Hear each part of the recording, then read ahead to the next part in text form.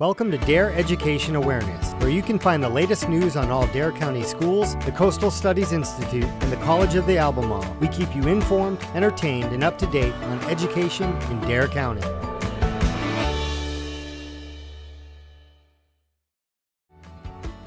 The College of the Albemarle offers marine diesel repair in Mans Harbor.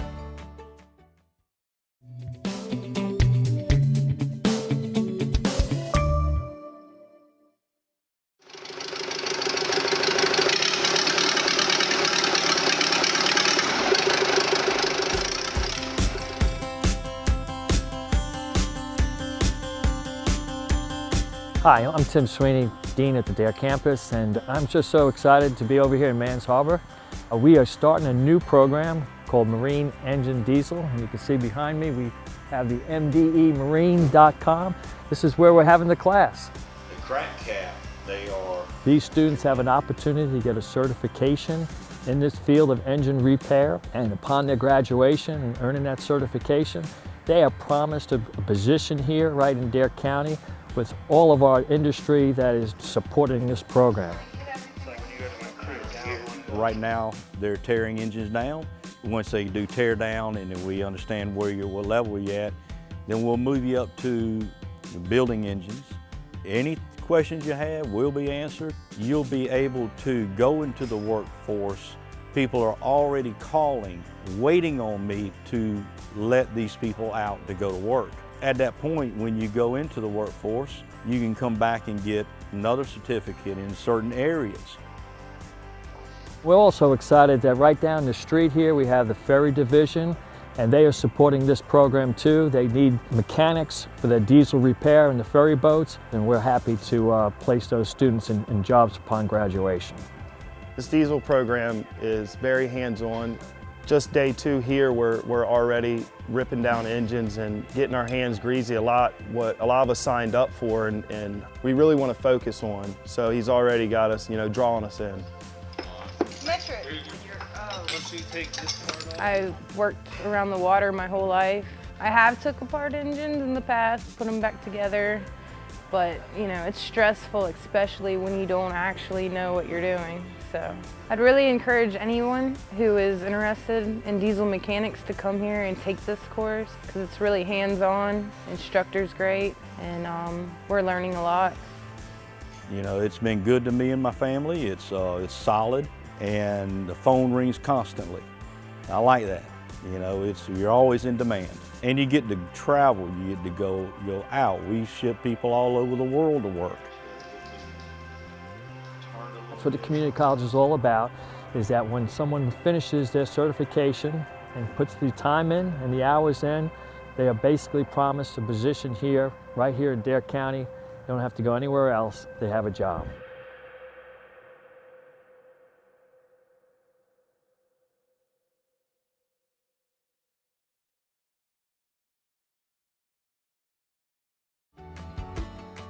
Dare County Schools explores ways to support healthy learners.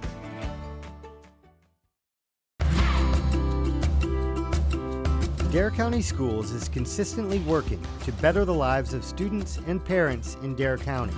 Through various surveys and meetings, the board discovered a common concern about mental health in the community. We knew fairly early on in the process that we needed to take very seriously this feedback and launch a concentrated effort with partners from around the community concerned and ready to roll their sleeves up and tackle this challenge.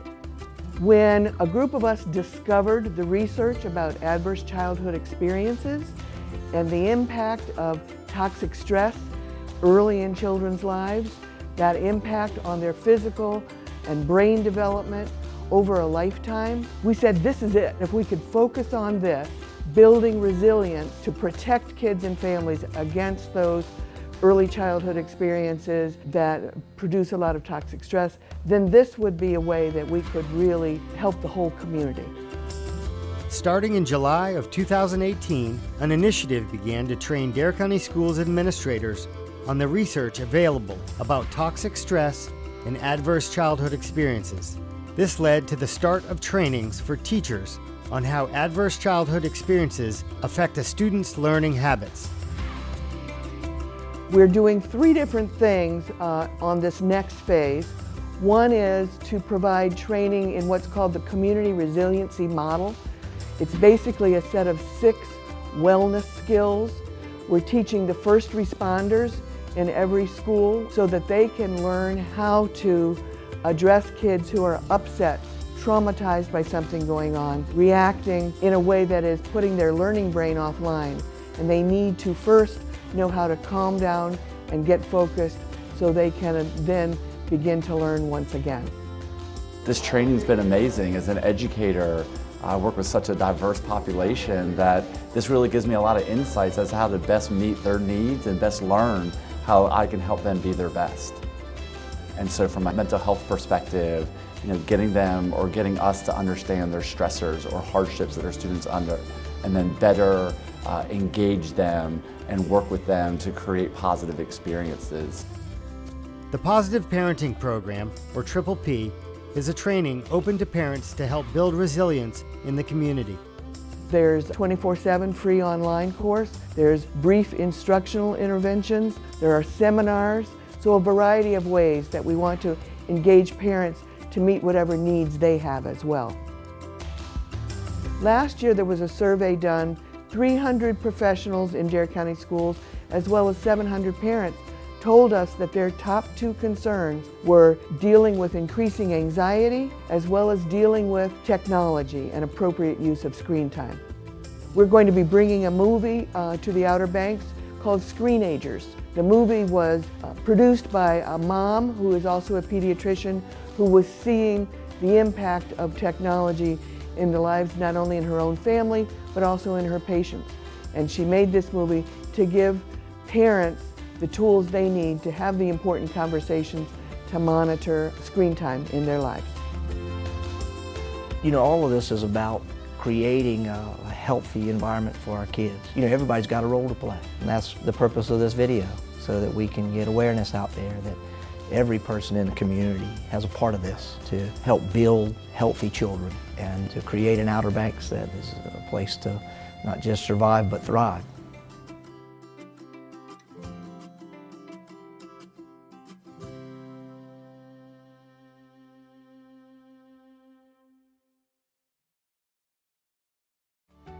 The Coastal Studies Institute uses photogrammetry to create glass wave sculptures.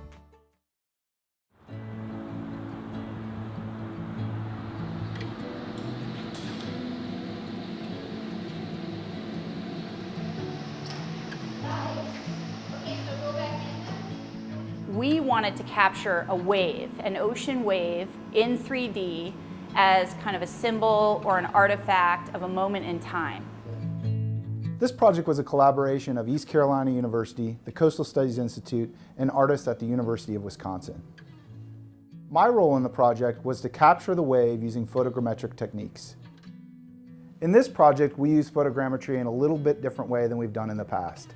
Usually we'll take a series of photographs moving around a stationary object to be able to capture it. In this case, the wave was moving and we had to fire all the cameras all at once. One of the challenges with photogrammetry is finding points within the photogrammetric model to align from one photo to the next. Water, unfortunately, is shiny and clear, making it very difficult for the program to be able to find those alignment points. We've tried lots of different methods to align things together, and one of the most successful things that we did was use sawdust on the surface of the water to be able to allow the computer program to find those alignment points. The next step in the process was taking the 3D print to be able to make molds to be able to pour the glass into. Those glass castings of those waves will be incorporated into large sculptural installations that will have audio files and lights that will be installed at conferences that focus on global warming and ocean sea level rise and ocean health. The purpose of these pieces, these installations, are to kind of inform people and spread this information that isn't always public. So we want to take that research, make it public into a medium that will resonate with beauty and mystery. We're going to also include audio files from coastal dwellers from around the world who are living on ground zero and experiencing firsthand what's happening with sea level rise. We'll also have sounds of waves, and the lights that will be installed and emanating from these glass waves, they will pulse like a heartbeat. So we're trying to make that connection between the ocean and humans in the Anthropocene. It's more than we could ever do by ourselves. It really takes the whole group to come together for this to occur. And it's starting to grow, which is really exciting, and we're finding other players. Eventually, we'd like to create a network of artists and scientists where people are generating similar work, and so we can build a network around the globe. And when you have a voice that carries around, kind of like the way the waves carry all the way around the world, you can develop a consciousness and an awareness. And so the ultimate goal would be to have any person off the street come by and be able to have that feeling and connect with that feeling, so they start thinking about the things that we want them to think about. Today we had the opportunity to work at the Glass Station, part of East Carolina University as well as the City of Farmville. It's another collaboration, and Mike was able to work with us and use this facility to ladle the hot glass into these wave molds. We're also working with his students. We're going to be teaching them how to sandcast at the same time, so we're kind of accomplishing a lot of different goals at once. We have some loose sand that was put into a big wooden box. She had already made some pre-made forms. We pressed those into sand to make an impression, and then after a little treatment to the surface, she ladled glass right into those forms. Once it was cooled down enough that it wasn't moving around, we put it into a kiln where it will slowly cool down so it doesn't crack. This project is incredibly important to us and our collaborators because it's a way for artists to be part of the solution and to also show the public what science, technology, and art can do together to create better communication about what's going on to our environment, create new solutions for the environment, and to activate the public.